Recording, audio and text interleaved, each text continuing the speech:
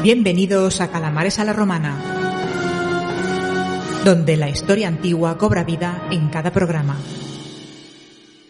Salvete calamares, bienvenidos a Castra a Estiva, la sección veraniega de Calamares a la Romana. Sin más dilación os dejo con la entrega de hoy, que viene cargadita de sorpresas, así que disfrutad. Salvete calamares, bienvenidos a una nueva entrega de nuestro canal de historia, nuestro canal de divulgación, nuestro canal de viajes también, porque se está convirtiendo casi ya en una epopeya venir a ver y a estar con calamares. Ángel, bienvenido. La gente ya puede hacer todo con nosotros, somos multifunción. Sí, eso te iba a decir yo. Podcasters, escritores, recreadores, divulgadores, acompañamos a gente en viajes. ¿Cómo nos podemos definir? ¿Hiper mega qué? Hombres, ¿cómo les llamaríamos? Hombres polivalentes, polifacéticos, Sí. con multiusos, ¿no? Somos un poquito para todo, ¿no? Que te pone un calamar en tu vida y tienes para todos los frentes. Yo creo que yo también sé planchar, fregar platos, poner lavadoras, o sea que somos gente y hombres también del siglo XXI. Del siglo XXI y tanto. Conozco esa sensación tuya también, Sergio, la conozco. No me queda también, tengo que decir, como mi señora cuando plancho, pero plancho también, las cosas como son. Así que, pues bueno, estos multifacéticos calamares, pues estamos aquí de nuevo, ¿no? En otro programa y creo, Sergio, que hoy vamos a hablar de varias cosas, ¿no? De un viaje que tenemos por ahí programado, a ver si nos sale, y vamos a hablar también del romano. O sea, yo creo que este es el romano. O sea, está Rómulo y este señor. Este no planchaba, ¿verdad? No, Era un hombre más de tradiciones muy arcaicas, muy romanas en sí, ¿no? Y era un hombre poco dado al ¿cómo diríamos? A modernizarse, ¿no? Era un hombre de antiguas tradiciones, chapado a la antigua, ¿no? Y para su época también. Ya veremos que trajo un mensaje que se repetiría en los ecos de la eternidad, ¿no? Ese mensaje que siempre suena en tu voz, siempre lo reproduces. yo la reproduzco mucho porque es que me gusta mucho esta frase, ¿no? Le salió un imitador un poco más malo, más en la época de Julio César, pero no tiene nada que ver. Aquel hombre lo intentó, no te voy a decir que no lo intentara, pero no tiene nada que ver, que creo que era hermano de la mismísima Servilia, y no digo más. Pero bueno, podemos empezar si quieres, Sergio, por el viaje. Tengo que reconocer que cuando la agencia nos pasó el recorrido, está buscando los lugares por Maps y para intentar un poquitín entender lo que vamos a hacer, ¿no? Pero tú ya sabes pronunciar esos nombres. Bueno, habrá que buscar los nombres romanos. Ahora están los nombres en tunecino, ¿vale? Sí. Porque nos vamos a ir a Túnez, sí, este viaje con Halcón Viajes que vamos a hacer de la mano de Halcón Viajes va a ser espectacular porque es un viajazo a la Túnez romana, a la África proconsular, ni más ni menos. Y como dice Ángel, yo también estuve mirando algunos yacimientos porque dije, joder, vaya viaje nos han organizado, porque hay muchos sitios que no los conozco. Pero bueno, luego cuando entres a ver las fotografías, entres a ver los vídeos, los reportajes sobre los lugares que vamos a visitar, dices, increíble, ¿cómo puede estar esto en Túnez y no saberlo? Porque yo no lo había visto en mi vida, pero dices, increíble, o sea, unos yacimientos espectaculares. Ríete tú de Roma, que sí, que Roma es una maravilla, Roma es la luz. Pero ojo, lo que hizo Roma fuera de Roma. Sí, además, es lo que dices, es extrañamente bien conservado y extrañamente totalmente olvidado. O sea, hay algunos yacimientos enormes, ¿no? Bueno, tú vas siguiendo, yo seguí la ruta Escipionis, que es la que más me mola al principio, pero hay que entender que esa región, ¿no? La África preconsulares, era una de las más ricas de Roma. Parece, o sea, que nos parece que no, pero era una de las más ricas de Roma, ¿no? Y claro, pues allí había mucha riqueza, como había mucha riqueza, hay pues monumentos enormes, ¿no? Y bueno, haremos esa visita, que creo que, ahora no me acuerdo el precio, pero sale muy bien de precio, y creo que son 7 días. Vamos a visitar muchas cosas. Sí, es una pasada porque está muy bien organizado. Halcón Viajes lo monta todo a la perfección. Nos ha dicho que no nos tenemos que preocupar por nada, que los viajeros tampoco, que nosotros solo vamos a divulgar y evidentemente los que ya habían viajado con nosotros pues ya saben cómo hacemos las cosas, ¿no? Cómo trabajamos. Entonces, realmente el precio, como ha dicho Ángel, es muy asequible para el día y los días que estamos. Va a ser del 17 al 24 de julio del 2026. Vamos a visitar esa Túnez romana y se abre sobre unos 1.500 euros y son 8 días, 7 noches. Y para hacer vuestra reserva, que las plazas son muy limitadas, ojo, porque eso sí que es verdad, que vamos con un grupo muy, muy cerrado y no es como en otras ocasiones que puede apuntarse muchísima gente, ¿no? Sino que en este caso es un grupo limitado. Y para hacer las reservas, pues bien podéis poneros en contacto con el correo electrónico halcon645 @halconviajes.com o llamando directamente al teléfono de Gerardo, que es nuestro agente de viajes, que es el 655-676408. Os lo dejaremos todo en la descripción del vídeo y del audio para que no tengáis problema. Pero, oye, como siempre decimos, yo si no fuera Sergio, iría a este viaje, ¿eh? Y yo te acompañaría, sí, yo te acompañaría. Si me das contado un día, porque es verdad que en un hotel estamos dos días, cara. Contamos los hoteles, pero en uno estamos 2 días. Aparte, hotelazos, Hotelazos. pensiones completas, o sea que realmente trayectos y desplazamientos todos en autobús, o sea que realmente es un viaje que va a ser espectacular. Así que si os queréis pegar un homenaje para estas vacaciones, qué mejor que venir a ver el África Proconsular. Y os hablaremos de Catón, os hablaremos de Escipión, os hablaremos de Aníbal, os hablaremos de todo. Y visitaremos in situ el escenario donde estuvieron estos grandes personajes. O sea que imagínate. Empezamos por el principio, creo que es Útica, ¿no? Correcto, Ese es el principio. A partir de ahí todo es bueno para Roma. eso es. Y ahí lo podemos dejar por lo pronto, ¿no?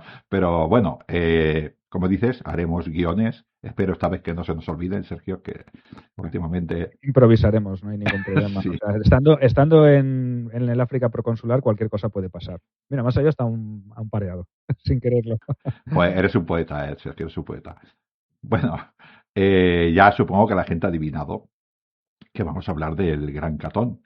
Este Catón, el Cato Kensor, ¿no? Catón el Encensor, ¿no?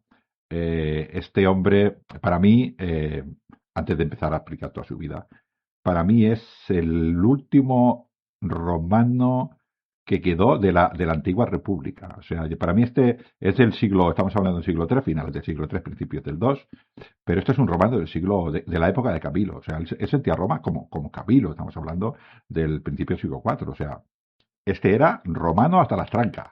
Correcto. Y además, un personaje con una dilatada trayectoria porque vivió muchos años y vivió muchas épocas de la República Romana, épocas complicadas, épocas de bonanza, pero siempre transmitió ese mensaje, ¿no? Que Roma tenía que ir con cuidado, no tenía que relajarse, tenía que apalancarse en las antiguas tradiciones porque eran las que funcionaban, las que habían hecho a la Roma republicana grande, ¿no? Entonces, si las perspectivas, las maneras de actuar y los pareceres y los haceres de esos jóvenes generaciones o esos descendientes o esos hombres más jóvenes que se convirtieron luego en senadores no eran los mismos que los suyos, pues Roma lo iba a tener complicado. Y el tiempo le daría la razón, por desgracia. Para él no lo vería, no sería una desgracia, pero para los que quedaron sí, ¿no? Pero sí que es verdad que es un hombre de transición, ¿no? Diríamos es un hombre bisagra, ¿no? Hace un poco de bisagra entre dos épocas, entre dos Romas, ¿no? La Roma preguerras púnicas y la Roma posguerras púnicas, que es muy diferente, ¿no? Que se producen ciertas transformaciones y que eso es lo que os queremos relatar desde su perspectiva hoy. Sí, él nace entre la Primera Guerra Púnica y la Segunda. Tenemos una Roma que ha pasado por las guerras pírricas, ha pasado por la primera Guerra Púnica también, las pírricas, las púnicas, pero en esos momentos los cartagineses están entretenidos con esas guerras de los mercenarios, ¿no? Pierden Cerdeña y Córcega, Roma se mete con los ilirios, todo esto está sucediendo cuando él nace, ¿eh?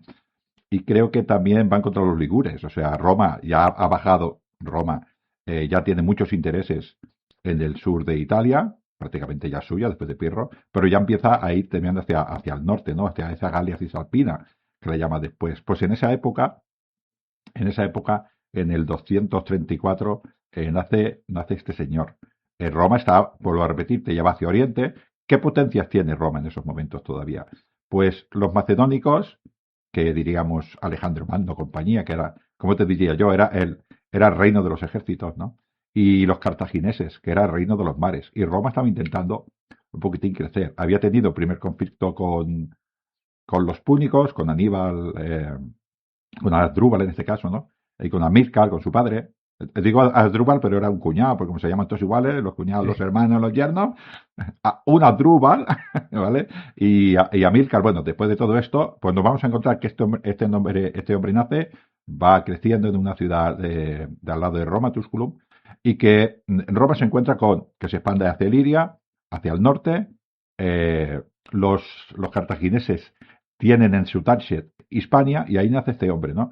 Y empieza otra vez los púnicos y los romanos empieza otra vez, ¿sabes? Ese olor a guerra, ¿no? Ese olor a guerra, a él lo pilla muy chiquitito la guerra, ¿no? En ese momento sería, bueno, un soldado pequeñito, ¿no? Pero ahí es cuando nace este hombre, y como dices tú, seguramente esa situación pues le forjaría. Estamos hablando de una Roma que se empieza a expandir, pero no creo que tuviera todavía la impresión de ser, por ejemplo, un imperio como los Ptolomeicos, o un imperio como los Seleucida, o un imperio como Macedónica. Yo creo que Roma estaba empezando a empujar y decir, oye, pues le hemos ganado a Pirro, pues bien, ¿no? Con los púnicos no hemos perdido, hemos ganado, hemos hecho una paz digna, pero todavía Roma se pensaría que sería lo que iba a ser, yo creo que no. No, y además se concebía todavía esa Roma como una comunidad de ciudadanos soldados, ¿no? Eso que era la vieja tradición, o la que era en ese momento, porque realmente no es vieja, es simplemente la que se vivía en aquel momento, la que percibía cualquier ciudadano romano que sabía que en su época de guerra o en su estacional o la época estacional en la que se tenía que combatir, pues tenía que hacer de soldado, a la vez que era ciudadano, ¿no? Si se marcaba esa disciplina, había un sacrificio, y había una desconfianza también casi instintiva hacia el exceso, ¿no? Que eso es lo que Catón vería desde joven, ¿no? Que esos valores eh, eran en los que se basaba el propio romano, ¿no? El fundamento de la grandeza del romano. O sea, que todo lo que se apartara de ellos, pues era también una amenaza latente. Y Catón, que nació en Tusculum y que nació lejos del centro político social de Roma, pues sabemos que tampoco pertenecía a ninguna de las grandes gens senatoriales, sino que era un hombre nuevo, un novus homus, ¿vale? Que esa condición pues no solo le marcó su carrera política, sino que también... Perdona, Sergio, es que tú lo has dicho así, no, eso es un insulto en Roma, ¿eh? Sí, bueno, que seguramente los que eran sus opositores también se lo dirían de vez en cuando, Sí, pero tú eres un nuevo, ¿qué piensas? claro, Sí. Tu padre fue cónsul, tu abuelo fue cónsul. ¿Que tú quién eres? Es esto, ¿eh? Pues quiero decir también que siendo como es, salió de la base. O sea, cuidado con esto.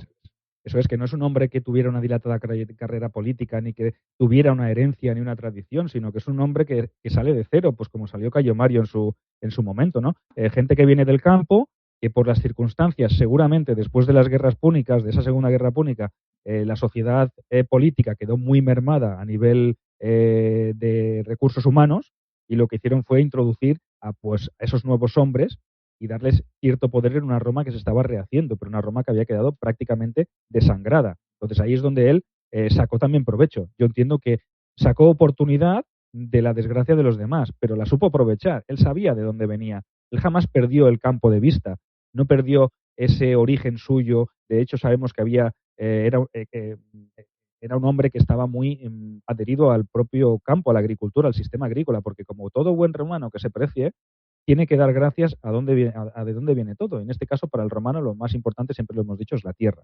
¿Vale? El hombre va ligado a la tierra, ¿vale?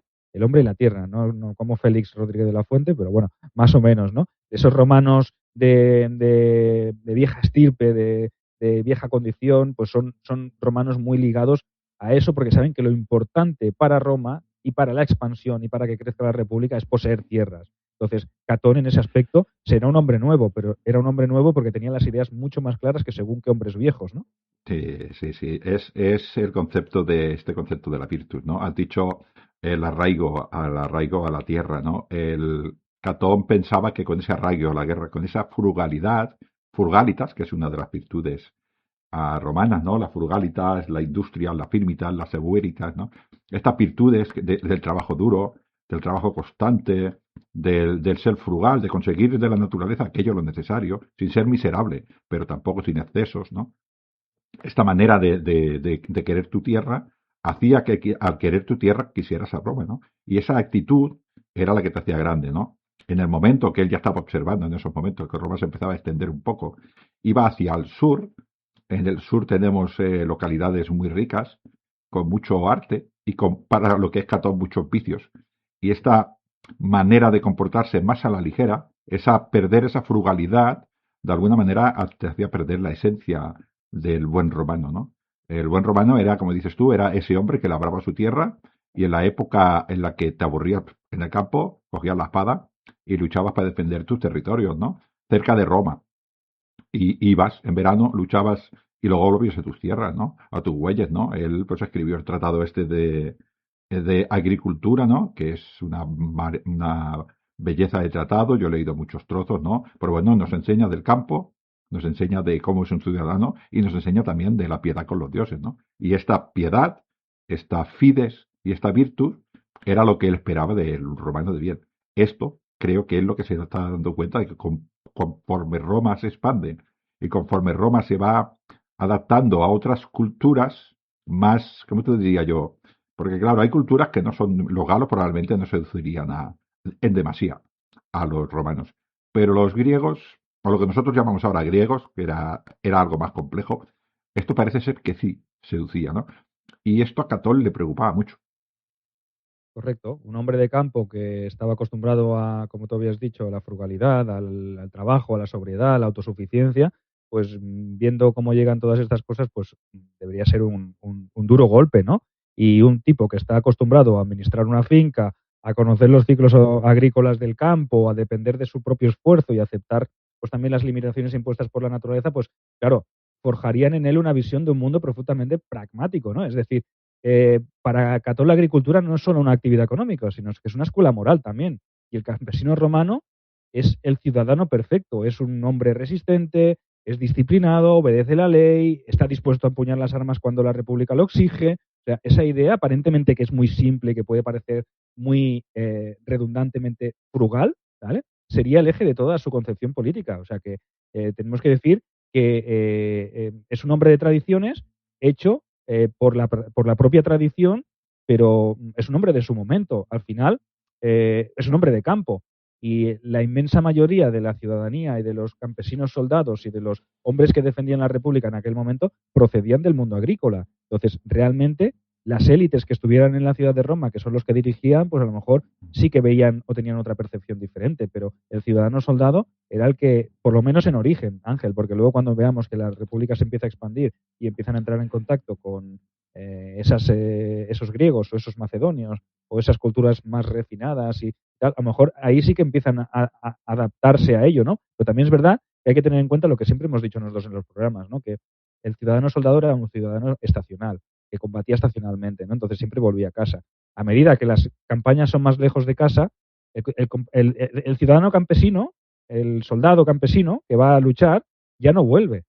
Muchas veces se establece y se queda estacionado en un lugar. Entonces, es más probable que estando estacionado en un lugar fijo tenga más recepción o pueda recibir con más fuerza esa influencia de la cultura a la que está sometiendo, ¿no?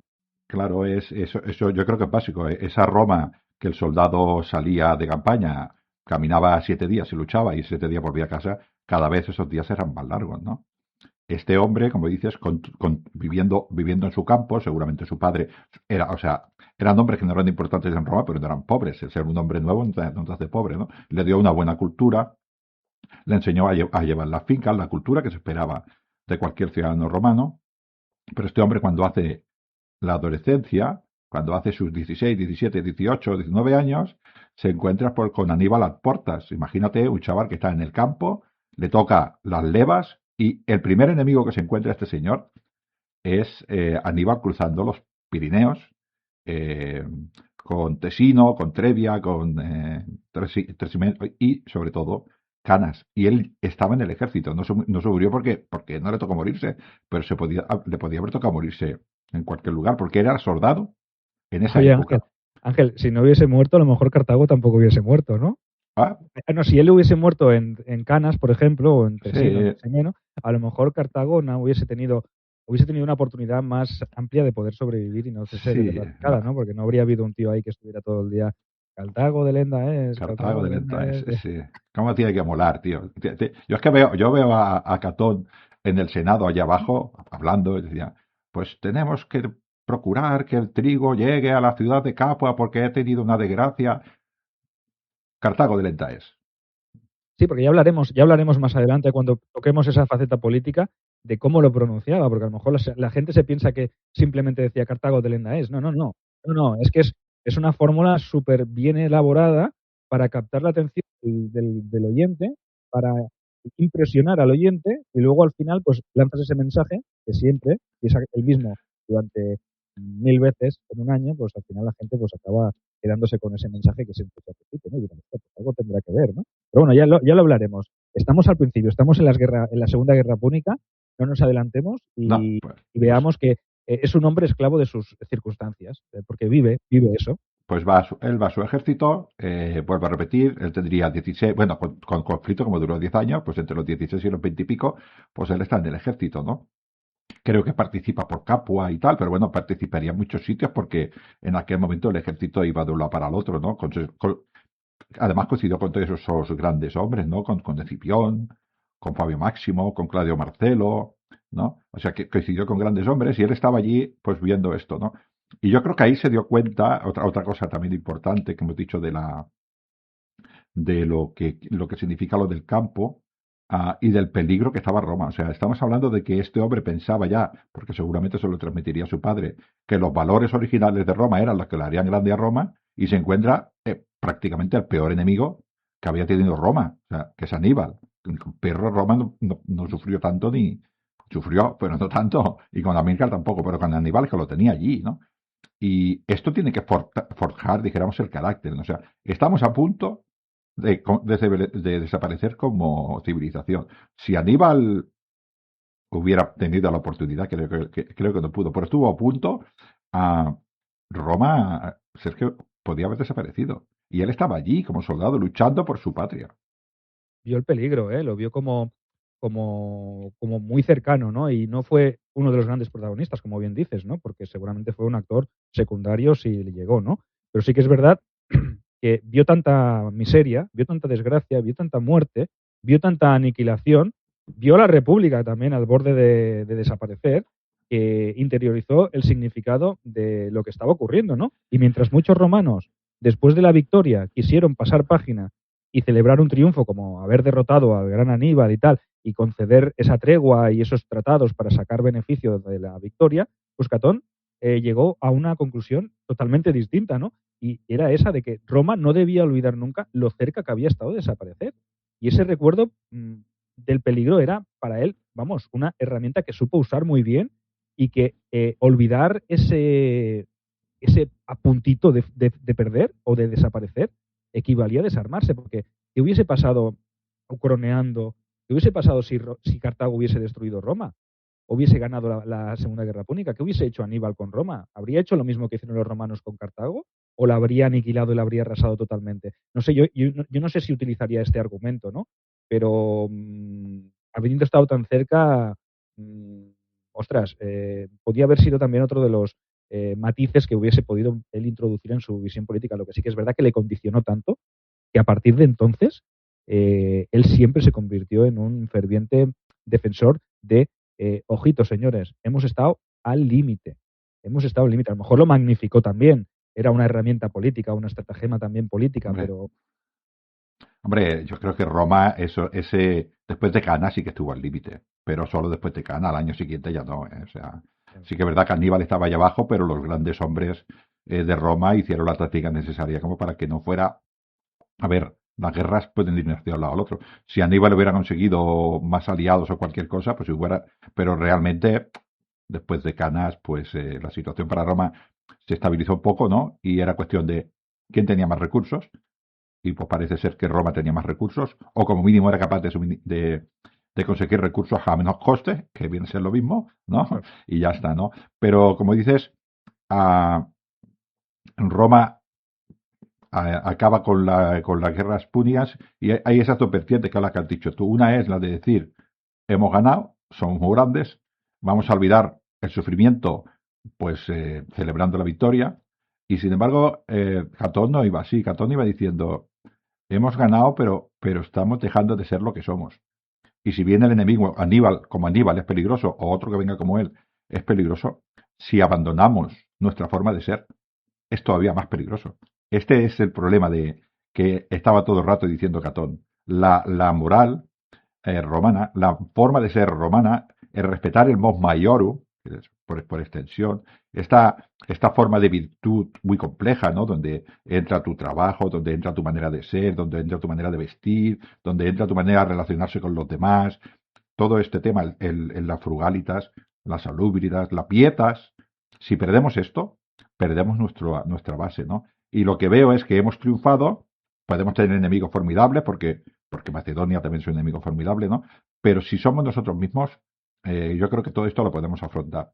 Pero si dejamos de ser nosotros mismos, caeremos como civilización. Y este es el mensaje de Catón justo después de las guerras púnicas. Claro, los que ganaron, ¿qué le dirían? Agorero, encima vas con ropas medio, no sucias, sino crudas. Sí, sí, es que está el propio Plutarco define en palabras de Catón que decía que los romanos no eran vencidos por la fuerza de sus enemigos, sino por su propia indulgencia. Entonces, está diciendo, tenemos que ser contundentes, duros, para que nadie vuelva a intentar convertirse en un Cartago, ¿no? Entonces, realmente también tiene su parte de lógica. Saliendo de donde sales, eh, también tiene su lógica. También me puedo poner en la otra vertiente, ya hablaremos más adelante, haremos algún programa dedicado a ese bipartidismo, ¿no? Esa visión dividida o enfrentada que tuvieron, por ejemplo, Escipión Emiliano y Catón, ¿no? Sobre el tema de la destrucción de Cartago y tal, que eso también me parece un tema muy interesante. Pero centrándonos en esto, me parece muy interesante la visión que pudieran tener también la otra parte, porque dicen, ostras, hemos vencido a un enemigo que nos ha estado desangrando. Ahora vamos a desangrarlos nosotros a ellos, pero no los vamos a erradicar, porque si los erradicamos, no cobraremos. Habremos gastado mucho, pero no recuperaremos toda esa inversión. De ahí están los pactos y los tratados de paz en los cuales pues los más, no diría abiertos, ¿no? Porque tampoco, porque no será abierto, sino los más interesados en recuperar ese gasto público que se ha hecho. Por eso, destruir Cartago tampoco lo veo como una cosa. Sí, es verdad, erradicamos la amenaza, pero si erradicamos esa amenaza, ¿cómo vamos a recuperarnos y quién nos va a pagar por todos los daños causados y los desastres que nos han ocasionado, ¿no? Entonces, también tiene su lógica, ¿no, Ángel? Yo lo veo así, ¿no? Que hubiese gente que no quisiera la destrucción de Cartago, la total, digo, ¿eh? Sí, sí, hombre, claro, hay que verlo desde, o sea, tú estás naciendo todo el rato, los romanos del siglo anterior, están naciendo todo el rato con el señor Alejandro Magno, Alejandro Magno, Alejandro Magno, Macedonia, Macedonia, Macedonia. Y tú ves que le estás dando caña a Macedonia. Cuando Roma es bueno, cuando míticamente Roma se hace republicana, en el 509, Cartago ya se estaba dando de tortas, ¿sabes? Con etruscos y con los de Siracusa y con griegos por el control del Mediterráneo occidental. Y tú estás viendo que te estás cargando estas dos culturas. O sea, el subidón de moral tiene que ser enorme, ¿no? Te encuentras con que caen estos dos grandes imperios y además ya viendo que Roma empieza a superar estos dos grandes imperios y además Catón, hombre frugal, tú imagínate, él va a Roma porque empieza a hacer su campaña política y ve que los jóvenes que antes iban al campo de Marte a aprender a luchar para ser buenos soldados, ahora se van a Oriente a aprender oratoria, se van a Oriente a ser refinados. Entonces, pero estamos perdiendo nuestra esencia, chavalote. ¿A dónde vais? Que con la oratoria no se matan bárbaros, ¿no? Y además, vais a aprender de gente que nos considera a nosotros bárbaros, que nos considera a nosotros poco más bueno, pues gente con túnica, pero somos bárbaros, no somos refinados. Vosotros vais a ellos, ¿no?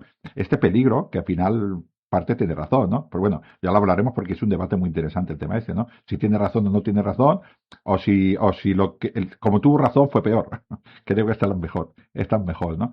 Pero él ve eso, ¿no? Y mientras ve todo esto, pues él acaba su campaña militar, Roma es exitosa y empieza a hacer su campaña política en Roma, ¿no? Empezó, pues bueno, con lo normal, con su cuestor, con sederil, ¿no? Y él ahora ya va a Roma como un hombre que, bueno, pues que ya ha servido en el ejército, que era lo normal, o sea, además era lo que esperaba de cualquier romano, o sea, trabajas en el campo, haces tu campaña militar y luego, después de tu campaña militar, haces tus campañas políticas. Y él empezó, pues como dices tú, desde abajo, tendría dinero y tendría apoyos, porque empieza a haber bandos, ya sabes que aquí empieza a haber bandos, ¿no? Se empiezan a definir esos bandos, quizás no tan definidos como luego con los ultimáticos y los populares de después, pero ya estaban empezando a definirse estos bandos, ¿no? Y él empieza a hacer esa campaña política, ¿no? Pero avisando siempre, como dices tú, avisando siempre de si perdemos nuestras virtudes, vamos a perder nuestra república, nuestro imperio, ¿no? Y el otro grupo decía, qué agorero eres, tío. Nosotros hemos ganado, vamos a celebrarlo a lo grande. Yo pienso que incluso él se daría cuenta de que a lo mejor era una guerra difícil de ganar, ¿no? O sea, digamos, adelantarse al progreso, ¿no? Porque el progreso natural de las cosas no es estancarse y volver a lo anterior, ¿no? Y con esas nuevas generaciones que se abren a Oriente, sobre todo al mundo heleno, pues, oye, él, a lo mejor lo suyo hubiese sido retirarse, ¿no? Es decir, me voy de la vida pública, yo he hecho lo que he podido, soy un hombre desfasado, o alguien le diría, va, Catón, preséntate, tío, porque si tú no te presentas, la República va a caer, ¿no? Va a caer en el vicio, en los banquetes, en el lujo, en la retórica griega, en todas esas cosas que traen los griegos, que sí que son interesantes porque son de cultureta, pero no aportan nada al esfuerzo y a la tradición romana, ¿no? Habría como dos facciones, esa vieja escuela, o esa gente de la vieja guardia que todavía quedaría ahí, y los jóvenes pues que entrarían en contacto con Oriente, ¿no? El propio Escipión, ¿no? La familia Escipión se convirtió en una de las más helenas posibles, ¿no? Y eso que Catón también hablaba griego y lo leía y todo. Lo que pasa que realmente él se dio cuenta de que podía ser un hándicap el grado en el cual esa cultura helena podía influenciar en las viejas tradiciones, ¿no? Entonces, habría que mantener quizá un equilibrio. Él no es defensor de erradicar todo lo heleno, no es un radical en este aspecto, no lo veamos como tal, no es esa la imagen que ha llegado de nosotros o que sí se ha manipulado para que parezca que sea esa, ¿no? Lo que no es. Yo pienso que él era consciente de la importancia de la cultura griega, ¿vale? De la importancia de Cartago para Roma también, pero también era consciente de que no se podía pasar cierta línea, ¿no? El exceso era malo. Las cosas con su justa medida son buenas. Es como el veneno. ¿Cuál es la diferencia entre el veneno y la medicina? La dosis, ¿no? Entonces, en este caso, la dosis de romanidad tenía que ser siempre más elevada para mantener el equilibrio en la ecuación. Pienso yo, ¿eh? Bueno, lo has dicho muy bien. O sea, Roma utiliza la interpretatio desde su origen, o sea, interpretatio religiosa, ¿no? Pero él también era consciente de eso, que Grecia tenía sus cosas buenas, ¿no? Pero tenía sus cosas malas. Y veía, pues, esto que, por ejemplo, una de las cosas malas que tenía era que esa cultura afectaba mucho a la moral privada de las personas, ¿no? Y esta moral privada luego iba a afectar a la moral pública o a la organización pública, ¿no? Solamente si cada uno de esos ciudadanos tenía las virtudes que tenía que tener un romano, Roma tenía las virtudes. Si no, cuando fuera a echar mano de hombres de bien, no los encontraría, porque no los tendría, porque esos hombres pues ya eran de otra manera de ver. Perder esta moral privada pues afectaba a lo público, ¿no? Y él se daba cuenta, ¿no? Como dices tú, no odiaba a la cultura griega porque es lo que miraría seguramente, pues como había hecho siempre Roma. Vamos a mirarte toda aquella cultura que entra bajo nuestra órbita, que es lo que nos puede interesar a nosotros sin perder nuestra esencia. Y eso nos va a enriquecer.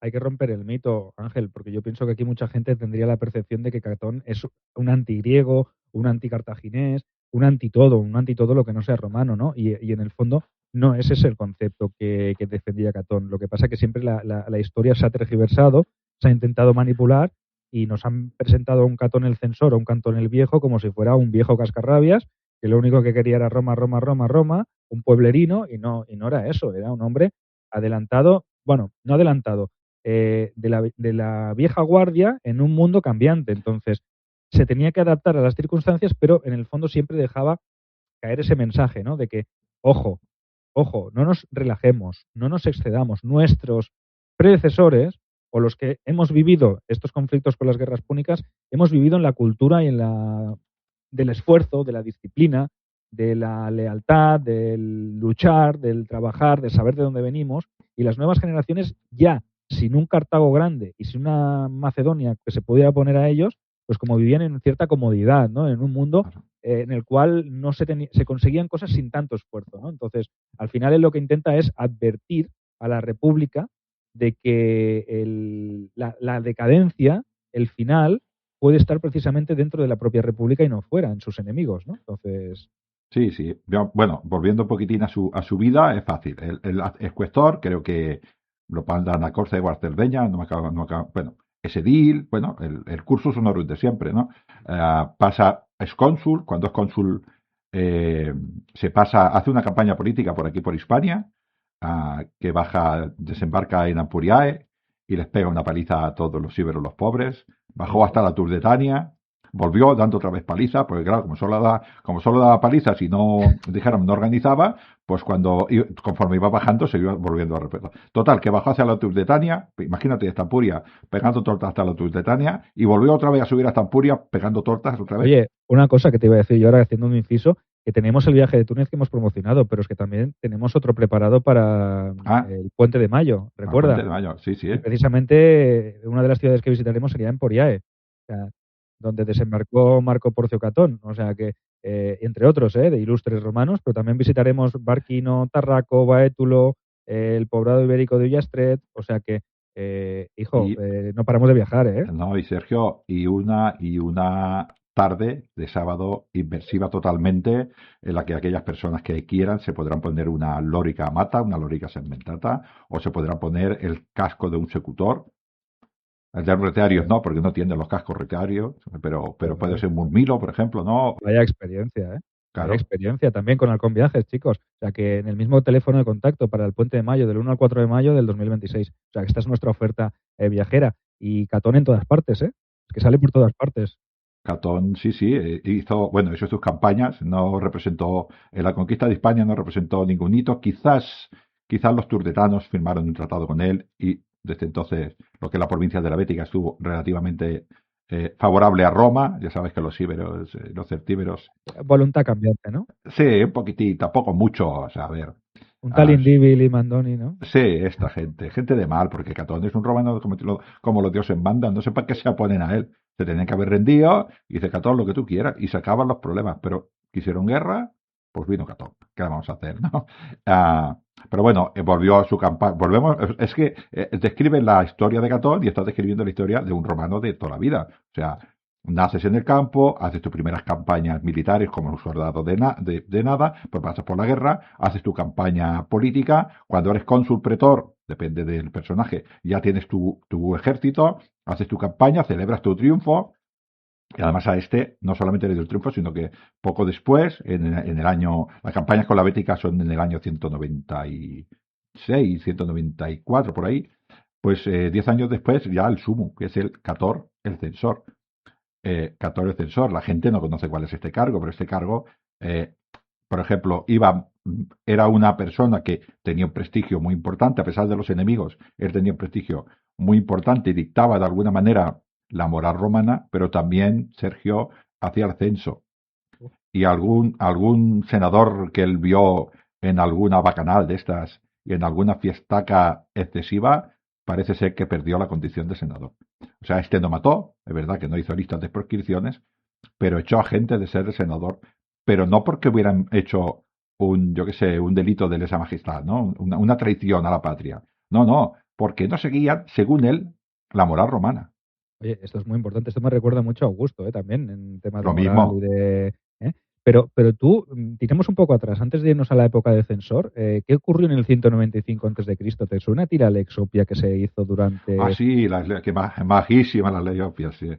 Esas Lex Opia que era en la cual pues se tenía que prescindir un poco de los excesos, no ir, sobre todo las mujeres, no ir muy bien, como diríamos, ostentosas, con joyas, muy Claro. pintadas, con ropajes caros y tal. Pues en el 195 a.C., este Catón, dentro de su Era cónsul, visión, claro, en ese momento él luchó por no derogarla. O sea, lo suyo era, vienen tiempos de paz y de bonanza, pues deroguemos esa Lex Opia y así pues volvemos a ostentar, volvemos a la riqueza. Y él se opuso firmemente a la derogación. Es decir, anticipó un poco lo que sería su época de censor, ¿no? Imagínate, ¿no?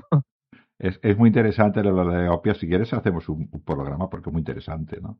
No sé si da para un programa, pero sí que podemos hacer un especial o algo, ¿no? Hacemos una cosa, si te parece, para que la gente no se quede con el intrínculis de que hablamos de la Lex Opia y si se larga más este programa, pues lo dividimos en dos partes y haremos una segunda parte de Catón, por ejemplo. O sea que pues perfecto, deleítate sí. con la Lex deleito, sí, porque así ya pues empezamos luego con otro programa con Catón y su bonita ciudad amiga Cartago, ¿no? Bueno, esta ley Opia, hemos hablado de de la época en la que Aníbal se encontraba pues atacando Italia, ¿no? Y después de todas estas batallas, ¿no? De Trebia, la última Canas, claro, dicen que no había familia romana que no hubiera perdido a alguien. Estamos hablando que hay historiadores que dicen que igual murieron 90.000 hombres romanos, pero estamos hablando del siglo III antes de Cristo, o sea, Una esto era generación. Eso es una generación entera, casi, Ángel, entera. ¿verdad?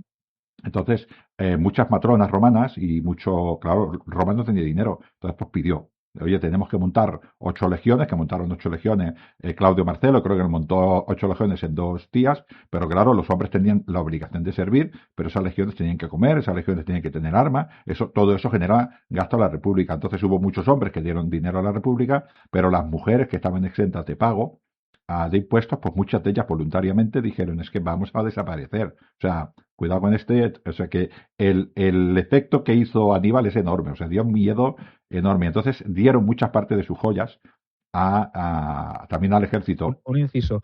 Es verdad que muchas de estas mujeres ya estaban administrando fortunas porque sus hombres era probable que ya hubiesen Sí, muerto en la guerra, ¿no? Entonces, realmente, por eso estamos hablando de que la mujer tuviera que contribuir, pero muchas veces con el patrimonio del propio esposo que ya había sí. perecido o en Trebia, Tesino, Tresimeno, Canes, ¿no? Entonces, realmente, ellas eran las gestoras del patrimonio, aunque pueda parecer raro, porque no había habido un relevo generacional todavía, ¿no? Entonces, por eso se les exige a ellas ese esfuerzo y ese tributo económico, porque muchas de ellas eran gestoras del patrimonio de sus propios esposos que ya no estaban. Entonces, son ellas las que tienen que dar la cara. Se les exige porque no hay dinero suficiente para reclutar todas esas legiones en un momento de crisis y se les pide a ellas que hagan ese esfuerzo Sí, también y que contribuyan, ¿no? sí, sí, lo hacen. En este caso todavía no se atreven como en la época de Augusto, pero ahí todavía no se atreven a hacerlo, dijéramos, de una manera legal, pero sí esa presión de decir, hay mujeres que tienen mucho patrimonio, entonces ya sabes que la presión social. Pues bueno, embajaron sus joyas, dieron dinero, ¿y qué pasó? Pues que no se veía bien, que el poco lujo, que es poco lujo entre comillas, ¿no? Que poco lujo para Catón era ir con 12 esclavos. A ver, que es que a veces, ¿no? A ver si me entienden, ¿no? Pues estas mujeres cedieron, entonces no se veía bien en Roma que las mujeres fueran con joyas y que fueran presumiendo riquezas y colores vivos cuando había miles de ellas que estaban enterrando a sus hijos y a veces no sabían de dónde estaba el cuerpo de su hijo. Entonces cayó en esa sobriedad Roma, es decir, estamos en tiempos de dificultad, no podemos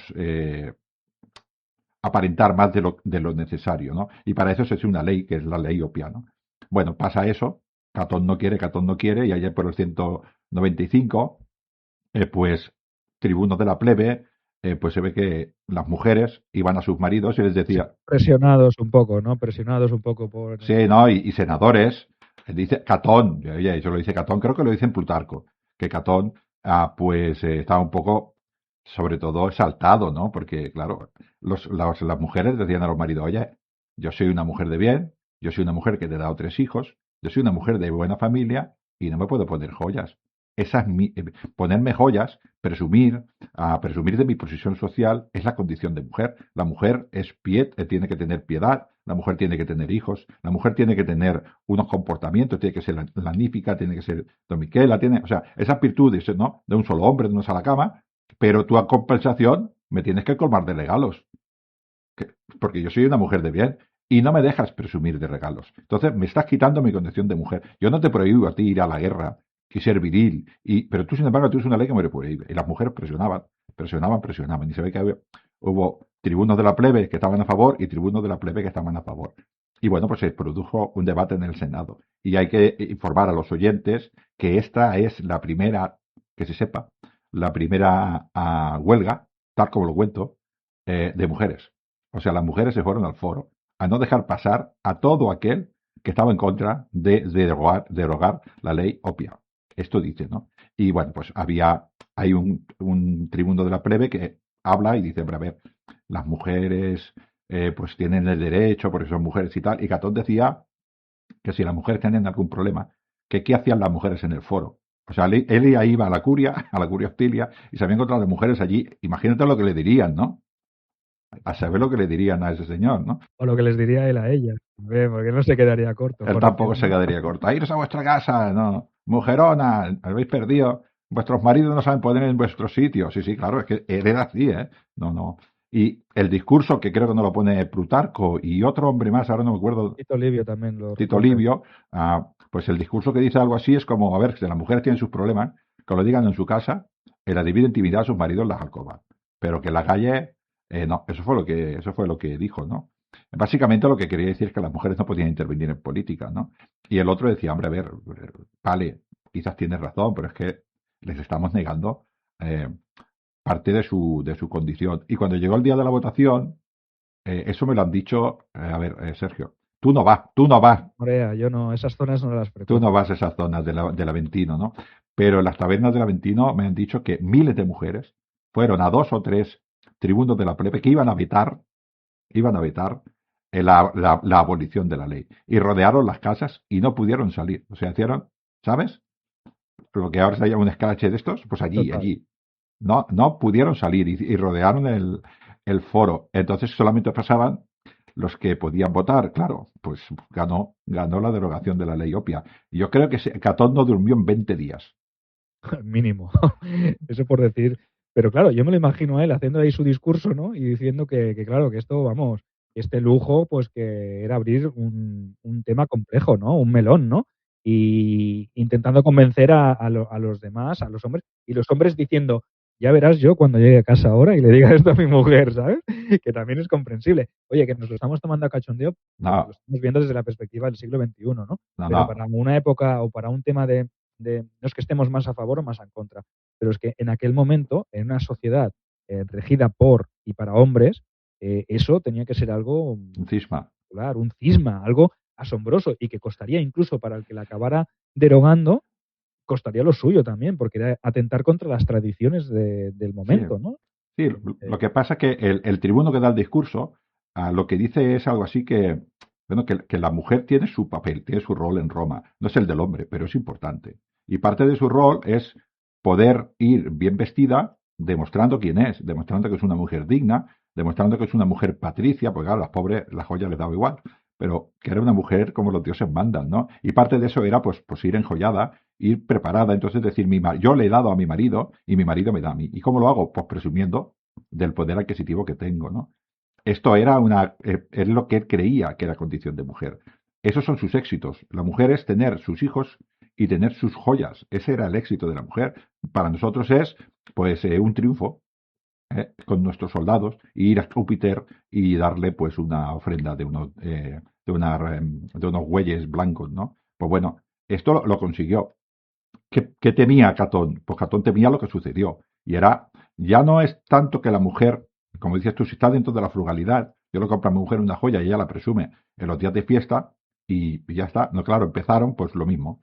Nos vamos a Oriente a ver quién es el que se gasta más dinero en las joyas de su señora, ¿no? claro. Porque era Es la eso, manera de presumir, ¿no? eso es. Yo creo que vendería luego el discurso Catón como que la República, concediendo este tipo de cosas, Claro. que pueden parecer ciertamente banales, pues lo que está haciendo es ser indulgente y está demostrando esa debilidad, ¿no? Y eso extrapolado al resto de situaciones y de ámbitos, pues lo que puede demostrar es que los romanos son débiles de carácter, porque no pueden o aceptan ni claudican ante las peticiones de sus mujeres, pues imagínate cómo serán, ¿no? Si esto llega y se propaga al enemigo, pues puede demostrar que los romanos no saben ni controlar a 6 mujeres. Es muy duro decirlo así, No, pero fue Catón lo dice así. es lo que se veía en aquel momento y el mensaje que se intentaba transmitir. O sea que, como veis, Catón no solo tuvo frentes con Cartago, sino que también tuvo frentes dentro de la propia Roma con gente a los que ellos consideraban muy, muy laxos, ¿no? O más laxos de lo que debieran, simplemente saliéndose un poco de las tradiciones. Yo me lo imagino como en el Senado, cuando está hablando él, todos diciendo, ya está otra vez el viejo aquí tocando la moral. Bueno, viejo Agorero, no, era el 195, tampoco era tan viejo, no era no. un señor tan viejo, ¿no? Pero sí que es verdad que las nuevas generaciones de senadores dirían, ahora ve tú y dile a mi mujer que no se puede llevar las joyas porque el abuelo este no, el cascarrabias este no nos dice que no tenemos que ser tan griegos ni tan, vamos, es que es una situación complicada también. Sí, bueno, ese personaje es Catón, estamos hablando de un hombre del principio del siglo II, ¿no? Pero sí, el mensaje que da en el Senado viene a ser algo así como las mujeres no pueden opinar de política, los hombres romanos habéis perdido tanta virtud que no sois capaces ni tan siquiera de controlar a vuestras mujeres, y ellas van a conseguir eso porque os controlan a vosotros. No sois ni romanos ni nada.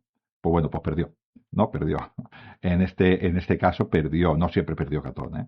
Pero en este caso sí, porque creo que era las romanas al final entraron en la misma dinámica que entró Roma, ¿no? Que fue lo que al final, bueno, ya hablaremos más adelante de lo que sucede. Entraron en la misma dinámica, ya somos grandes.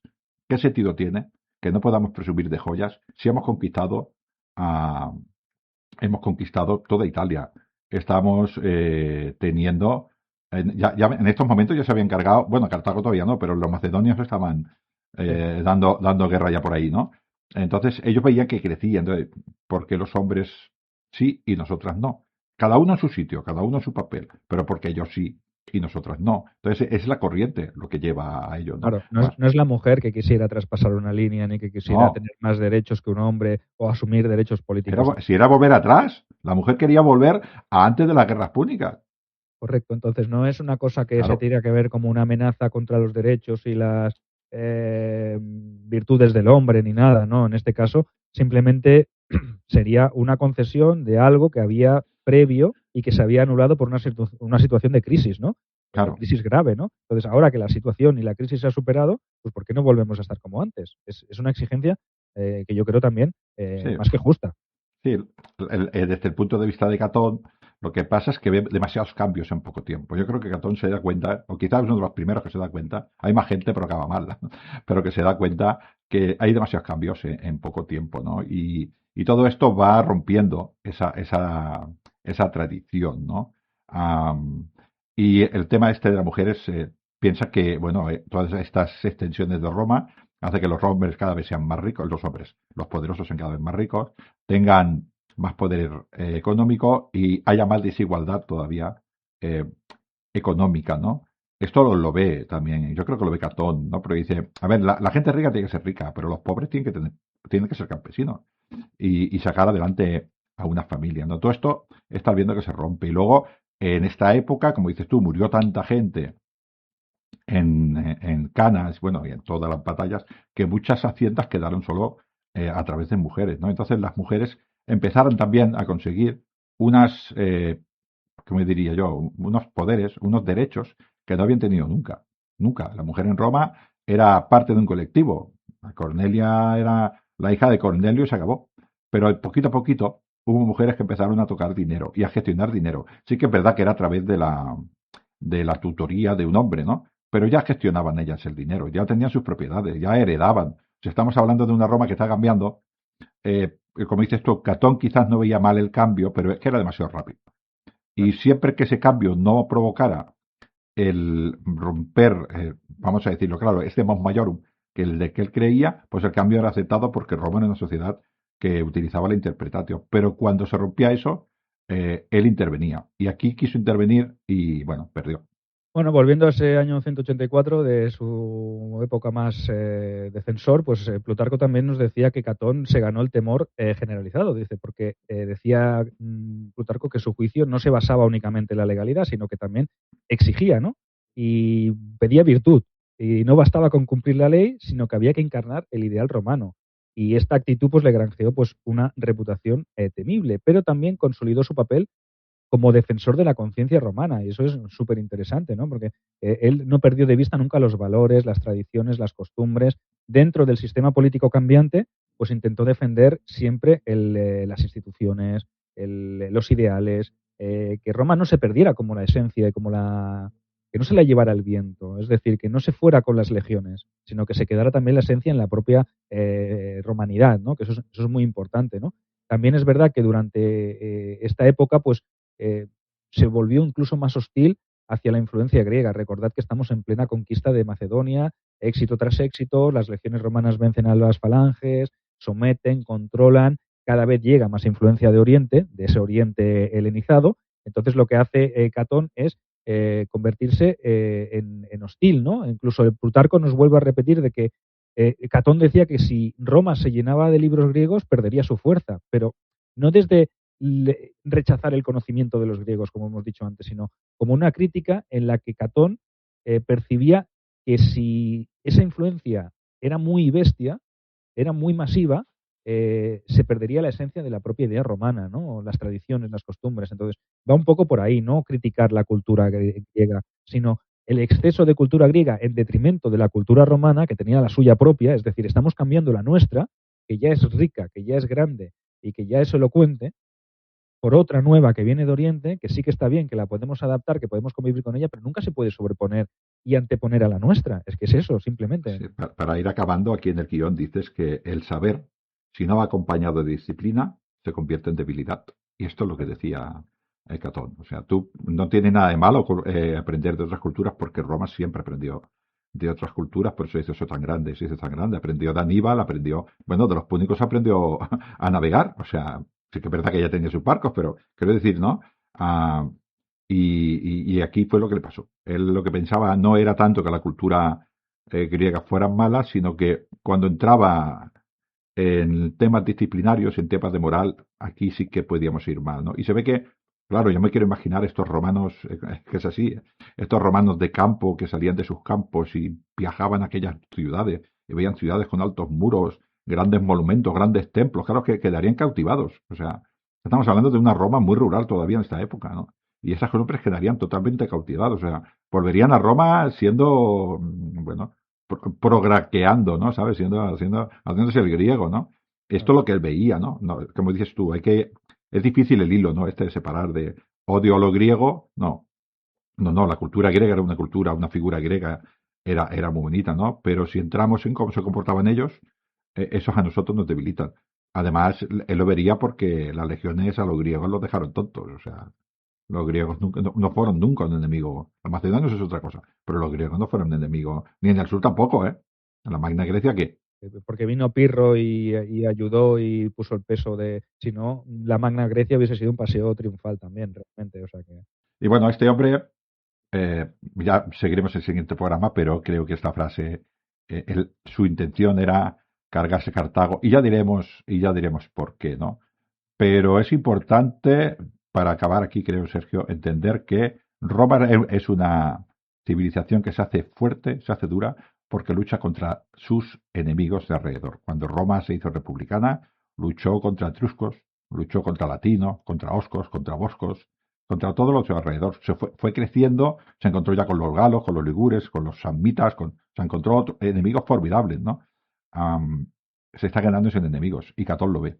Y esto no es bueno del todo, ¿no? Como dice eso, si vis pacem para velum, Sí, correcto.